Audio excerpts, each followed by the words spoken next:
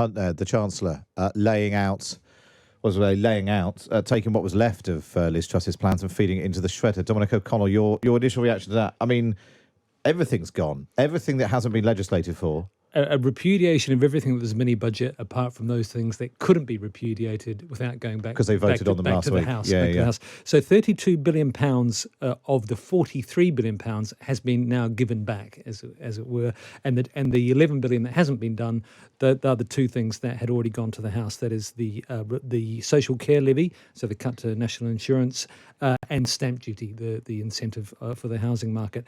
Everything else, including, I'm surprised, VAT-free shopping, which I mentioned earlier, has gone. And also, I suspect there's a bit of devil in the detail here. The personal allowances, which are not going up in line with earnings. This is a Sunak era measure to increase the broad base of taxation. I think once the IFS has crunched the numbers on this and other think tanks, we'll find out that we are now at a much higher tax position than we were pre-mini budget, much higher. So the rhetoric around cutting tax and the tax burning at its highest level of 70 years. At its highest level in 70 years has been totally destroyed.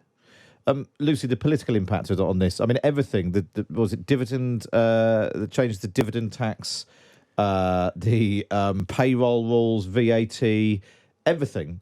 The income tax cut is not just, because it was going to happen in 2024 under Rishi Sunak's plans. Liz Truss announced she was bringing it forward to 2023. Now it's just not going to happen at all, cutting the basic rate from 20p to 90p. The political impact of this, do you think?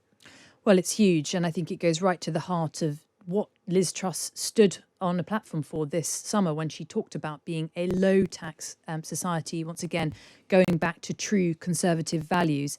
It just really compounds the questions that have been asked over the past week. What does she stand for if she is not able to implement that vision, which clearly she's not? And I was struck by how boldly that was put by Jeremy Hunt. You know, he said, we are going to reverse almost all the tax measures announced in the growth plan 3 weeks ago that have not started legislation in the Commons, not putting a gloss on the demolition ball that he has taken to that mini budget of less than a month ago.